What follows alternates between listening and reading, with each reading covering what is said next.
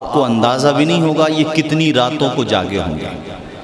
आप सोच भी नहीं सकते कि इन्होंने कितनी मेहनत की होगी। दुआए जनाजा याद नहीं होती बाज़ बाज़ को पूरी ज़िंदगी।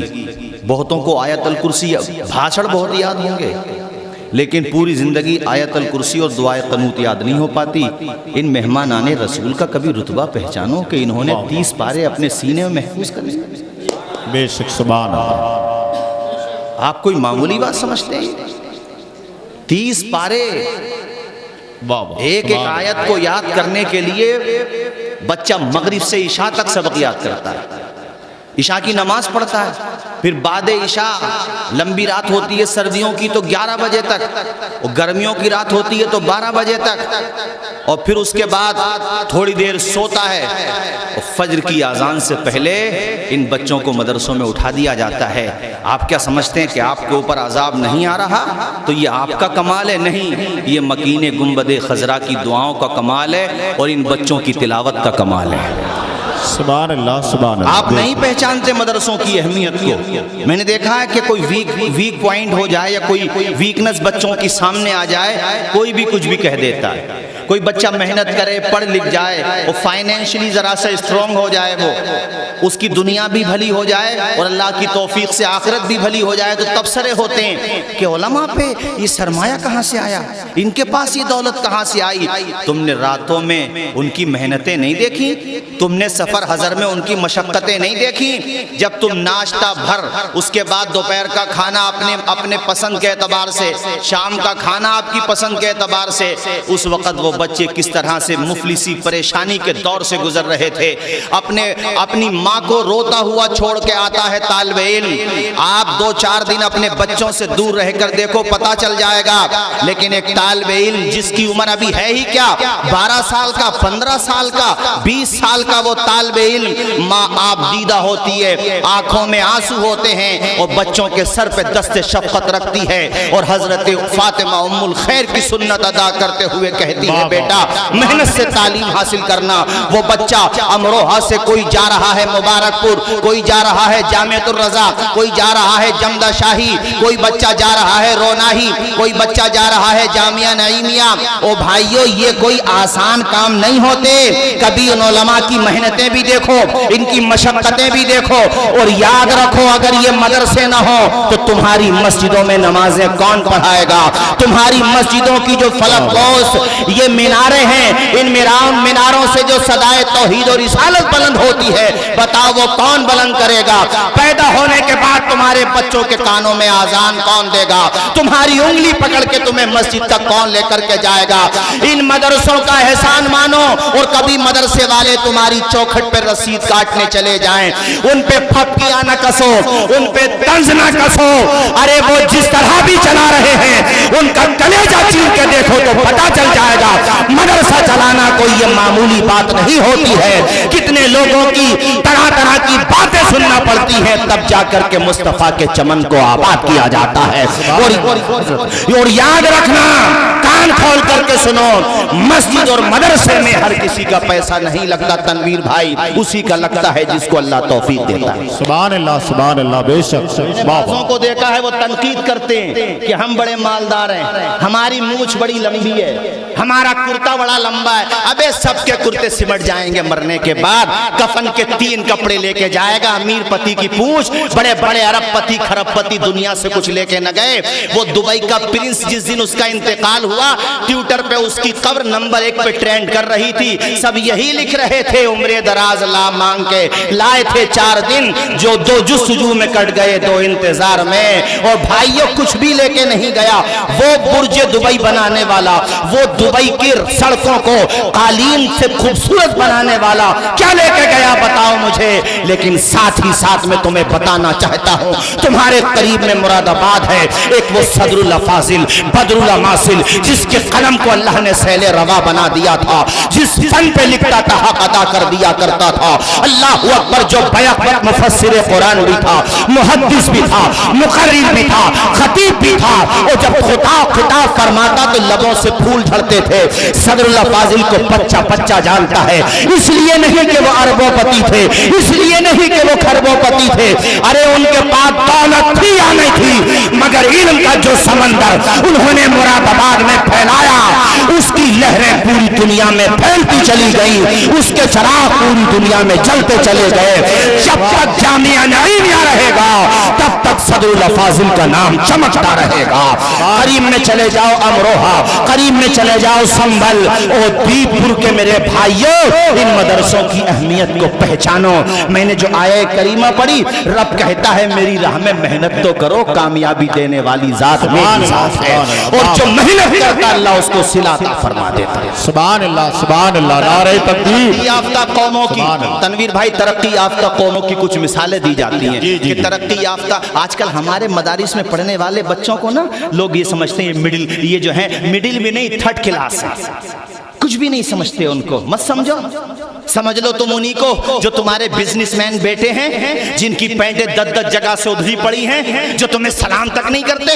आज तक बताओ मुझे, फीसद निकाल के दिखाओ कि मौलवियों, हाफिजों, कारियों, मदरसों में पढ़ने वाले कितने ऐसे हैं जिन्होंने अपने माँ बाप को घर से निकाला हो। फीसद निकालो, 1% भी मुश्किल निकलेगा। 99% वो मिलेंगे कि जब और भाइयों ने सहारा नहीं दिया तो मदरसे में पढ़ने वाले हाफिज कुरान ने अपने माँ बाप को सहारा दिया। ज्यादातर तुम्हें वो मिलेंगे, अरे उसने दौलत तो नहीं कमाई, मैंने माना उसने बहुत ज्यादा 15-20 हजार रुपए पर मंथ कमा लेता है। बाज़ इमाम 18,000 रुपए कमाता है, बाज़ बेचारा 10,000 में खर्चा चलाता है, मगर बाप को देखता है तो अदब से निगाहें झुक जाती हैं, माँ को देखता है तो कदम को चूमने लगता है।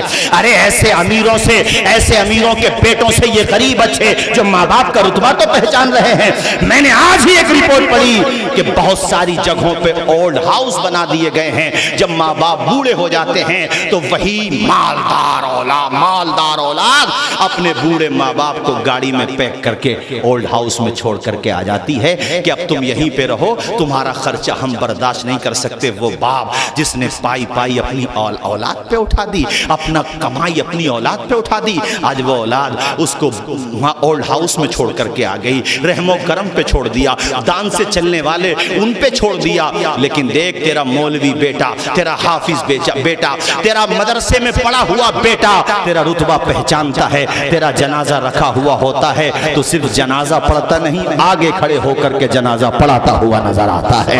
इसकी अहमियत को पहचान। 7 बच्चे जो हाफिज कुरान हुए हैं, उनके पेरेंट्स, उनके मामू, उनके चाचा, उनके ताया यहाँ आए हुए होंगे, उनको मुबारकबाद दूंगा कि तुम्हारा बच्चा अगरचे दुनिया का बहुत सामान नहीं कमाया है मगर सीने में कुरान को बसाया है। अपने बच्चे को मुबारकबाद देना। तरक्की याफ्ता कौमों की पहचान में बताया जाता है कि जो बहुत तरक्की याफ्ता होते, मुहज्जब होते हैं, वो सुबह सवेरे उठते हैं, नंबर 1। नंबर 2, वो अपने मिशन पे लगे रहते हैं। नंबर 3, वो बहुत ज़्यादा मुहज्जब होते हैं, बासलीका होते हैं। अब ये सारी चीज़ें ज़रा मदरसे की 4 दीवारी में आकर के तो देखो। सुबह सवेरे उठने वाला उस्ताद भी बेमिसाल है और सुबह सवेरे उठने वाले बच्चे भी बेमिसाल हैं।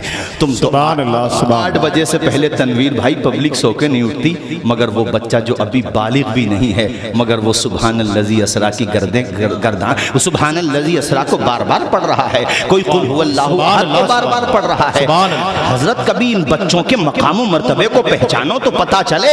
एक एक आयत को याद करने के लिए बच्चा उस आयत को 10-10 मरतबा, 20-20 मरतबा पहले सबक सुनाएगा, फिर पिछला सुनाएगा। अरे यार, उसके मकाम को पहचानो।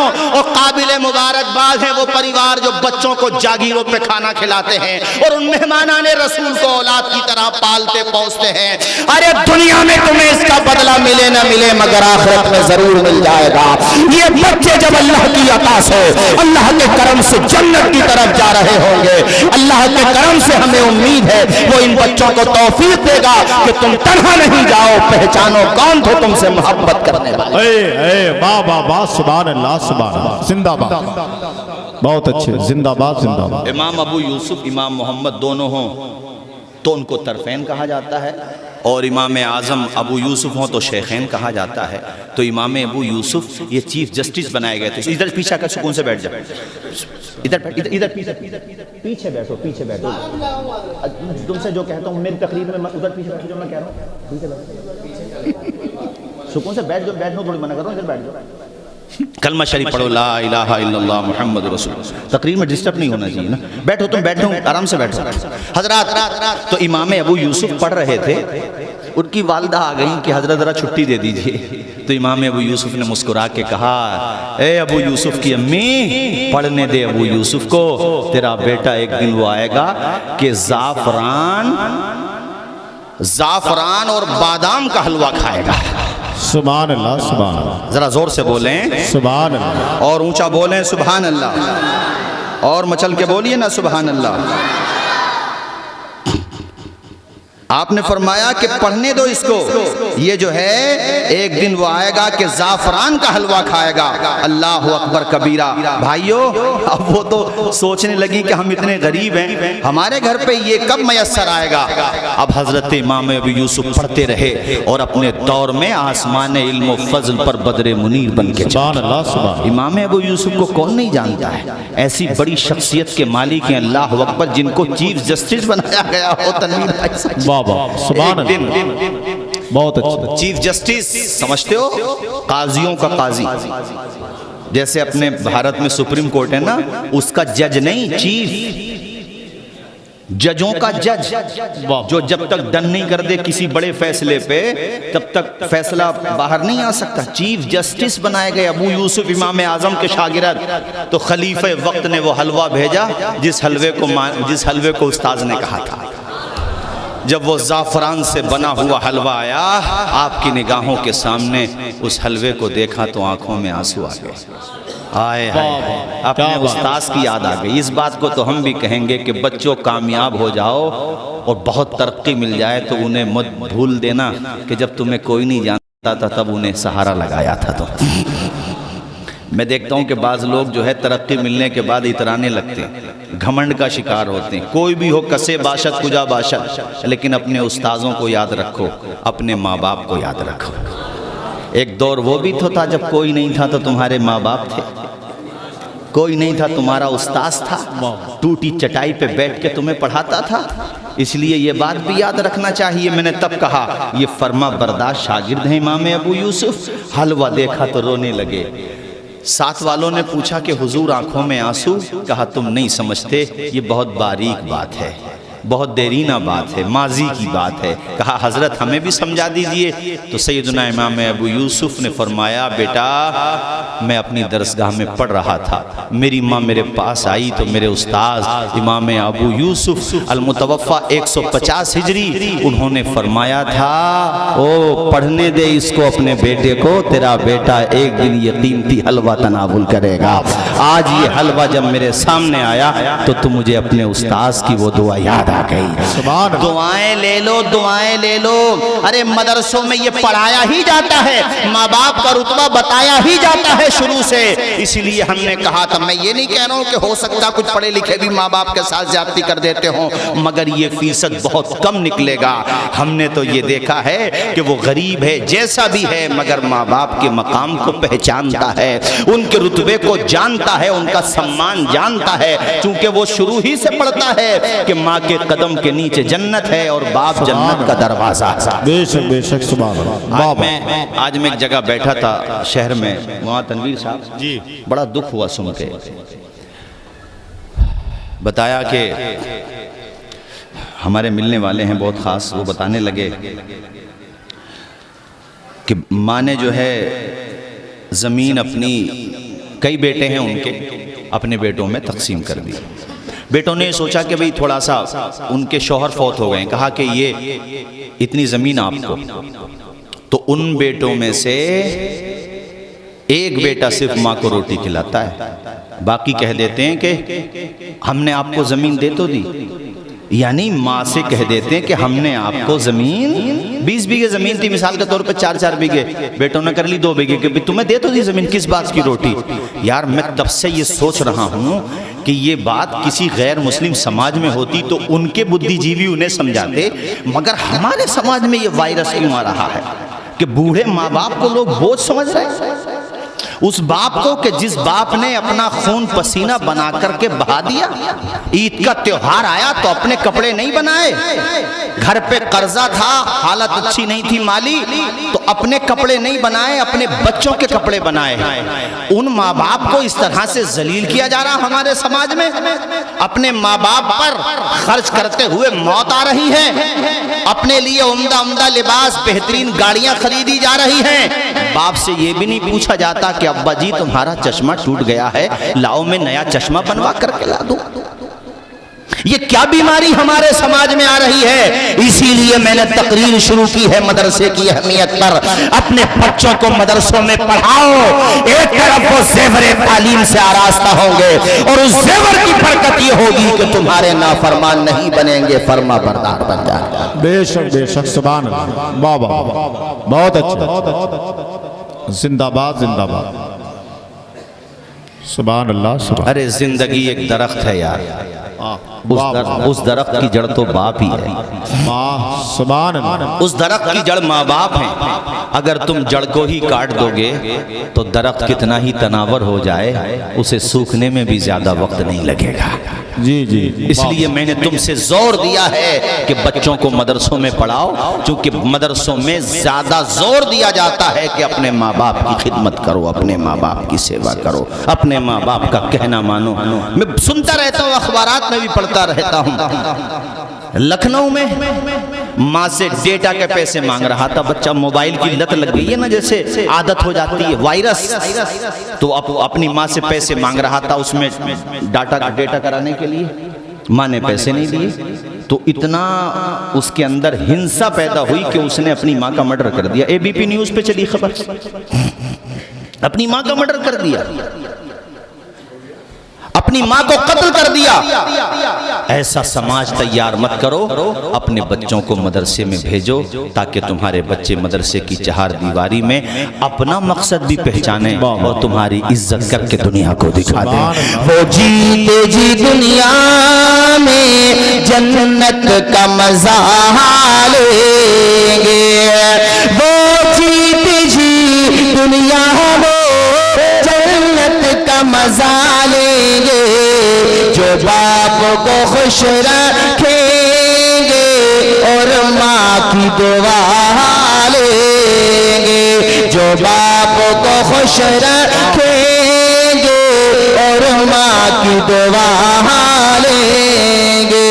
तुम कहोगे मौलाना तौसीफ रजा साहब, माँ बाप का कहना मानने से क्या होता है, माँ बाप की खिदमत करने से क्या होता है, बूढ़े माँ बाप के कदम दबाने से क्या होता है, माँ बाप की ज्यादा से ज्यादा उनके इशारे अबरू पे गर्दिश करने से क्या होता है। मैं आपको बताना चाहता हूँ, जो माँ बाप का कहना मानता है उसे दुनिया में मोहब्बतों का पैगाम मिलता है, मरने के बाद हौज़ कौसर का जाम मिलता है। सुभान अल्लाह, सुभान जो माँ बाप की इज्जत करेगा उसे दुनिया में इज्जत और मरने के बाद अल्लाह ने चाहा तो जन्नत मिलेगी। ये फसाना नहीं हकीकत है, अपनी माँ से जिसे मोहब्बत है, गौरी से पे तू क्यों नहीं कहता, माँ के कदमों के नीचे जन्नत है। सुभान अल्लाह, सुभान अल्लाह। नारे तकबीर, नारे रिसालत, मसलके आला हजरत अल्लामा मौलाना तौसीफ रजा साहब मिसबाही। सुभान अल्लाह, सुभान अल्लाह। बाद में इसका ध्यान रख लियो, थोड़ा बेचारा कमजोर तो है, खैर ये नईम है तो कमजोरी है, बाद में ध्यान रख लियो। बस तुम आके बैठ जाया करो, नईम तुम्हारा खुद जलसे वाले ध्यान रख लिया करेंगे, सुकून के साथ बैठ जाया करो, जलसे वाले खुद ध्यान रख लेंगे। और लगे हाथ तो ये शेर भी सुन लो, कौन कहता है दूर रहे। सुभान अल्लाह। जरा बोलो, आप बोलो, अब मैं बुलवा रहा हूं तो बोलो जोर से सुभान अल्लाह। वो जो खड़े वो भी बोले सुभान अल्लाह, वो साइड में जो है जरा बोले मचल के सुभान अल्लाह। कौन कहता है दूर रहते हैं बन के आँखों में नूर रहते हैं। दिल ही काबा है और मदीना भी मेरे दिल में हुजूर रहे। वाह वाह वाह, जिंदाबाद जिंदाबाद, वाह वाह, सुभान अल्लाह सुभान अल्लाह। सिर्फ माँ बाप, सिर्फ हाँ बात पूरी कहूंगा, माँ बाप को भी चाहिए कि वो अपने बच्चों को अच्छे संस्कार दें। बात है कि नहीं, बोलो जरा है? तुम बचपने से नजर रखो, नबी फरमाते सल्लल्लाहु अलैहि वसल्लम, हुजूर फरमाते हैं कि बच्चा तुम्हारा 7 बरस का हो जाए तो नमाज की आदत डलवाना शुरू करो, ले जाओ, यानी साथ में उसको नमाज पढ़वाओ। बच्चों को, औरतों को चाहिए कि बच्चों को शुरू से 7 बरस का हो गया तो, कितने बरस का, अभी फर्ज तो नहीं है नमाज, मुफ्ती साहब क़िबला तशरीफ फरमाए, बालिग होने से पहले मुकल्लफ थोड़ी है वो, मगर उसका मिजाज बनवाओ। जी जी, 7 बरस का हो जाए तो नमाज की आदत डलवाओ, उसे धीरे धीरे नमाज याद कराओ। बड़े दुख के साथ कहना पड़ता है 7 बरस के बच्चे को नमाज वही तो याद कराएगा जिसे खुद को याद होगी। ये हंसने की नहीं रोने की बात है। बाल सफेद हो गए, मुंह में दांत नहीं बचे, पेट में आंत नहीं बची, मगर इस बंदे को आज तक नमाज याद नहीं हो पाई। ATM का नंबर याद है, पासवर्ड याद है मोबाइल का, मगर जन्नत का भी तो कोई पासवर्ड होगा, वो भी याद कर ले यार। वाह वाह, तो खुद नमाज नहीं पढ़ता, घरों में औरतें नमाज नहीं पढ़ती। माओ बहनों तुमसे भी कहता हूँ नमाज पढ़ा करो, ये कितनी प्यारी इबादत है नमाज। जब माँ बाप घर में नमाज पढ़ेंगे तो इंशाअल्लाह बच्चे भी नमाजी बन जाएंगे।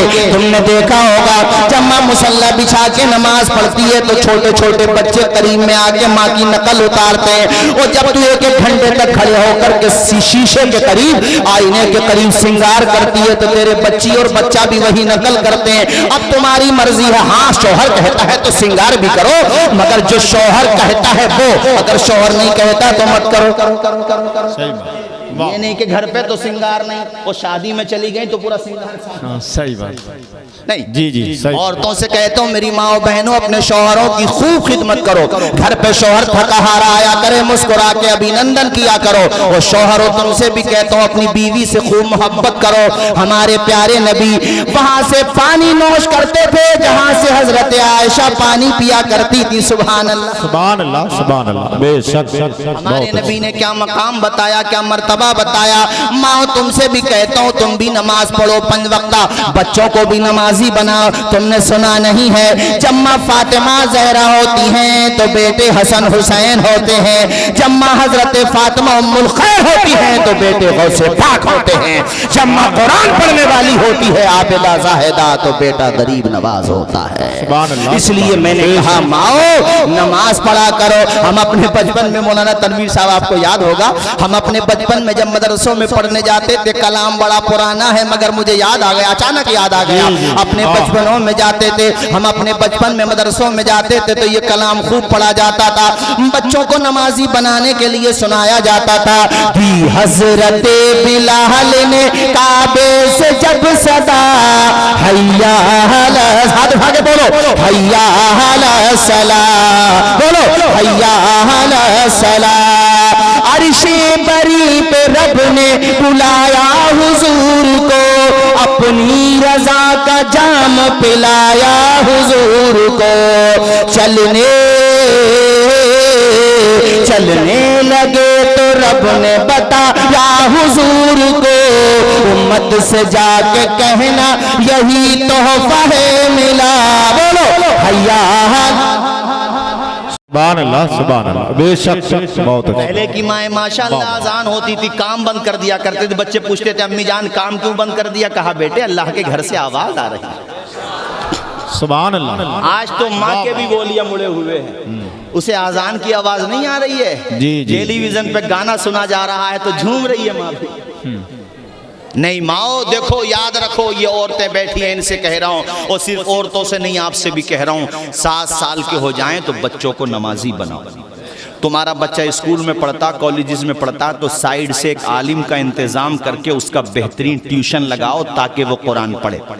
क्या मतलब, इंग्लिश मीडियम वाले टीचर को तो 1500 भी दे रहा मुस्कुराते हुए, अबे मालदार की पूंछ, कम से कम उस इमाम को भी दे दे 1000 रुपए हैं कि मेरा बेटा अरे पढ़ा, कौन मना कर रहा। मेरे संपर्क में बहुत से MBBS डॉक्टर हैं माशाल्लाह, हमारे संबल में है, क्लिनिक में कुरान शरीफ रखते हैं। एक दिन मैंने मुस्कुरा के पूछा, भाई डॉक्टर साहब, तो कहने लगे, हजरत मेरी माँ ने मुझे समझाया था, बेटे कितने ही ऊंचे बन जाना, इस किताब को मत छोड़ देना, ये किताब हाथ में रहेगी तो तरक्की होती रहेगी, इस किताब का दामन थामे रहना। कहा माँ ने मुझे संस्कार दिया था कि बेटे अपने दिन का आगाज फजर की नमाज से, उसके बाद कुरान की तिलावत से किया कर। सुभान अल्लाह, सुभान अल्लाह, बेशक। संभलाओ में मिलवाता हूँ। तो ये तो घर से जहन बनाओ, तुम्हारा बेटा MBBS बने, तुम्हारा आमीन बोलो, तुम्हारा बेटा इंजीनियर बने, खूब तरक्की करे, मगर ये याद रखना दीन भी पढ़े साथ में, इस्लामियात भी पढ़े। ऐसा भी ना हो जैसे मैंने एक तकरीर में अभी बयान किया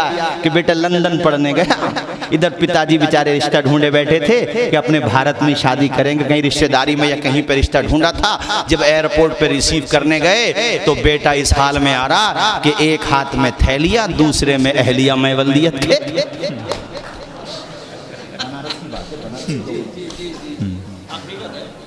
अब पिताजी आंखें फाड़ के दे रहे हैं कि बेटे ये मोहतरमा कौन है। कहा पिताजी ये मोहतरमा नहीं है, आपकी बहू है।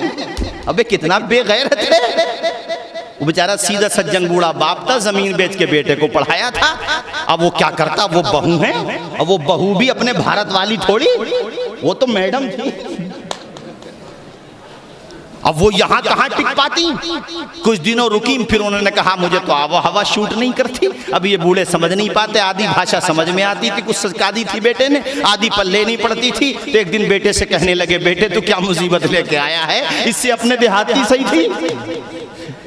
तो हुआ ये कि फिर वो चला गया मैं वल्दियत के, यानी उसके साथ में जो भी सामान था वल्दियत से मतलब ये है यार, वो चला गया वापस फिर हजरत। अब बेटा पढ़ाया भी उससे क्या फायदा।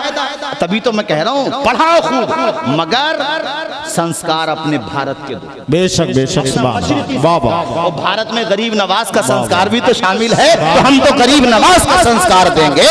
इसलिए मैंने कहा बच्चों को पढ़ाओ, मगर साथ में कुरान के लिए। अच्छा एक बात मैं कहता हूँ, मैंने तकरीरों में और भी कही है, अल्लाह करे आप तक पहुंच जाए यार, और इस पे अमल हो जाए। भाई हमारी तो जितनी बसात है, खैर लापरवाही हो जाती है, हमें भी मजीद मेहनत करना चाहिए। हमारे वहाँ क्या होता है हजरत, मदरसे में कंप्यूटर भी हो, चलो ठीक है हो, मदरसे में मैथ भी हो, चलो ठीक है हो, ज़रूरत है, इंग्लिश भी हो, चलो ये भी हो, हमने मान लिया। जबकि ये सब्जेक्ट होने चाहिए, हम मानते हैं, जितना हमें ज़रूरी है उतना हम मानते हैं, क्योंकि ये भी ना हो कि हम आलिम बन गए और पूछताछ की खिड़की पर जाके पूछ रहे हैं कि बिहार को ट्रेन कौन सी जा रही है, सीवान को, ये भी नहीं हो।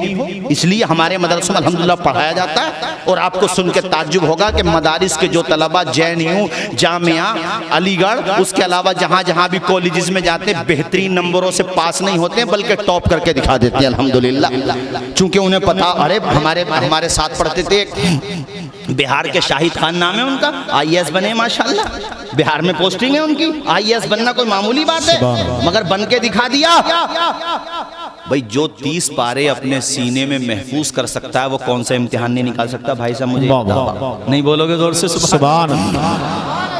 तो ये सारी बातें हम आपकी मानते हैं, लेकिन कम से कम जो आपके इलाके में जहाँ मुस्लिम बच्चे पढ़ते हैं, बच्चियाँ पढ़ती हैं, वहाँ कम से कम उन स्कूल के स्टाफ से जाके ये भी तो कहा करो यार हमारा बच्चा है, हमने तो मदरसे में मॉडर्न एजुकेशन एंटर करा दी, जो कि है पहले ही से ऑलरेडी, इंतज़ामिया ने किया है उसका इंतज़ाम, लेकिन हमारे जो बच्चे पढ़ रहे हैं इनके लिए दीनियात का सब्जेक्ट क्यों नहीं है।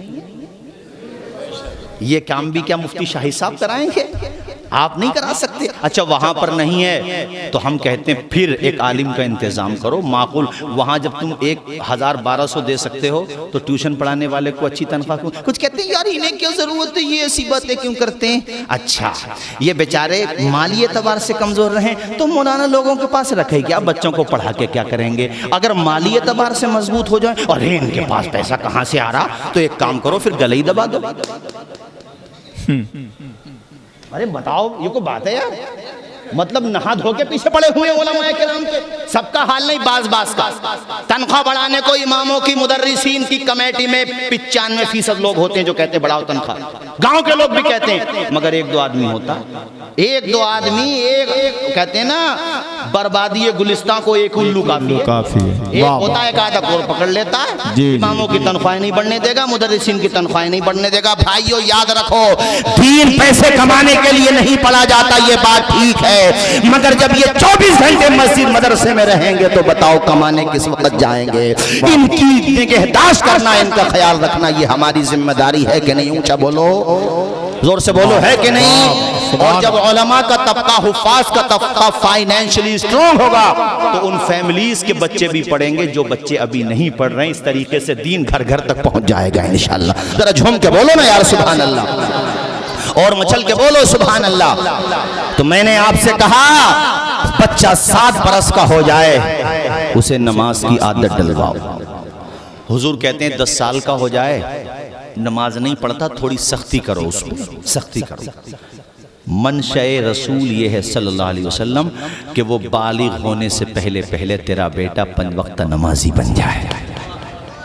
इस पीरियड में जो उसने नमाजें पढ़ी है ना, उसका सवाब तुम्हारे नाम अमाल में जाएगा। बच्चे को तो मिलेगा ही, लेकिन तुम्हारे नाम अमाल में जाएगा, क्योंकि तुमने उसे नमाजी बनाया। अब मैं यहाँ जितने भी पेरेंट्स बैठे हुए हैं सबसे पूछता हूँ, जहाँ तक मेरी निगाह जा रही है, सबसे पूछता हूँ जहाँ तक माइक की आवाज़ जा रही है, कभी तुमने अपने बच्चों का मुहासबा किया? बेटा तू महीने में तनख्वाह 15,000 रुपये देता है, कोई बात नहीं, तू 10,000 दे, मगर 5 वक्त नमाज पढ़ा कर। अगर मेरी फर्मा बरदार औलाद बनना है तो पेशानी खुदा की बारगाह में झुकाया कर। मेरा फर्मा बरदार भी उसी वक्त कहलाएगा जब खुदा का फर्मा बरदार हो जाएगा। वाह वाह, सुभान अल्लाह, सही है कि नहीं? बोलो, बिल्कुल सही, वाह वाह, ऊंचा बोलो, जरा ऊंचा बोलो। सुभान अल्लाह। अभी बच्चे मुझसे एक सवाल पूछ रहे थे, खैर मुझे उसी वक्त याद आया, मैंने कहा सुना देता हूँ। हालांकि आपने नेट पे हो सकता है, मैंने चूंकि बहुत जगह बयान किया। मौलाना तनवीर साहब हमारे संभल का एक लड़का, जिसमें क्या बोलते हैं यहाँ नोएडा में जॉब करता है, शास्त्री पार्क के पास या शास्त्री पार्क पे जलसा था, काफ़ी पुरानी बात है। वो जैसे जलसे के बाद मुलाकात करते हैं तो मुलाकात को आया, मैं नहीं पहचान पाया, उसने बताया तो मुझे याद आया कि हाँ ये लड़का संभल का है। मैं पूछने लगा भाई क्या कर रहे हो यहाँ? तो सुनो उसकी बात, सुना देखो। कहता है हज़रत मैं यहाँ पे जॉब कर रहा हूँ नोएडा में। सैलरी पूछी तो 45 बताई है, 40 बहरहाल इतनी सैलरी। उसने फिर अपनी दास्तान बताई। ये मैं आपको इसलिए सुना रहा हूँ ताकि तुम्हें अंदाज़ा हो कि माँ बाप बचपन में बच्चे को जो सबक पढ़ा देते हैं ना, वो मरते दम तक याद रहता बच्चों। उसने कई डिप्लोमा किए, कई डिग्रीज की, तो उसकी ज़ेरॉक्स लेके वो अलग अलग कंपनियों में, गुड़गांवा, नोएडा या अलग अलग जहाँ जहाँ भी उसके विभाग की उससे रिलेटेड कंपनियाँ थी, उसको वो लेके वहाँ गया। कहता गुड़गांवा से फ़ोन आया, मैं वहाँ गया, उन्होंने इंटरव्यू लिया, बाकी तो मेरे जो नंबर थे वो सब ठीक थे। कहते कि ठीक है आप आइए जॉब करने, 35,000 रुपये हम आपको सैलरी देंगे। कह रहा हज़रत 35,000 की सैलरी सुन के मुझे बड़ी खुशी हुई, क्योंकि मैं फाइनेंशियली बड़ा वीक हो गया था। घर से भी बार बार फ़ोन आ रहे थे कि भाई जॉब लगाओ, घर का ख़र्चा भी है। कहते हैं हज़रत 35,000 की सैलरी सुनी तो दिल बड़ा खुश हुआ, लेकिन बचपन में मेरी माँ ने मुझे नमाजी बना दिया था। मैंने अपने सर से कहा, जो मैनेजर था या कंपनी का मालिक था, कि सर आप जो है मुझे ज़ोहर की नमाज़ पढ़ा करेगी बीच में 10 से 4 बजे तक या 5 बजे तक जॉब होगी तो ज़ोहर की नमाज़ तो पढ़ेगी भी और असर की भी पढ़ेगी। तो कहा सर ये 2 नमाज़ें पढ़ने की परमिट दे दें, मैं यहीं पे पढ़ लिया करूँगा अपने रूम में। कहते हैं वो खड़ा हो गया गुस्से में, कहता है यार तुम नमाज़ पढ़ने आए हो या जॉब करने आए हो? उस वक़्त मैं कहता मैंने अपने दिल की सुनी, दिमाग तो बहुत तैयारी कर रहा था, शैतान भी वसवसे डाल रहा था, अरे चल घर पे जाके कज़ा कर लेना, इतनी मुश्किल से तो नौकरी मिली है, चल रुखसत पे अमल कर ले। ये और वो दुनिया भर के फितने उसके जहन में आ रहे थे। कहता हज़रत लेकिन मैंने सोचा बैठे बैठे कि मालिक जब तूने मुझे टैलेंट दिया है, तूने मुझे सलाहियत दी है, तूने मुझे यहाँ तक पहुँचाया है, तो मंजिल तक पहुँचाने वाली ज़ात भी तेरी ज़ात है। या अल्लाह जब तूने मुझे काबिल बनाया है तो रिस्क देने वाली ज़ात भी तेरी ज़ात है। माँ के पेट में 3 अंधेरों में रोज़ी कौन दे रहा था? तुम्हें नुतफे से लोथड़ा किसने बनाया? लोथड़े से हड्डियाँ पैदा किसने की? तुम्हारे लब किसने बनाए माँ के पेट में? तुम्हारी आंखें किसने बनाई माँ के पेट में? माँ के पेट में तुम्हें ऑक्सीजन कौन दे रहा था? अंधेरा दूर करने को उजाला कौन देता है? उम्मीदें टूट जाएं तो सहारा कौन देता है? शिकम की आग जब बढ़कर कलेजा छलनी करती है, बुझाकर तिश्नगी मुंह में निवाला कौन देता है? वो जो पत्थर में भी कीड़ों को ग़िज़ा देता है, वो खुदा है जो हम सबका काम बना देता है। कह रहा था हजरत मैंने ठोकर मार सुभान अल्लाह।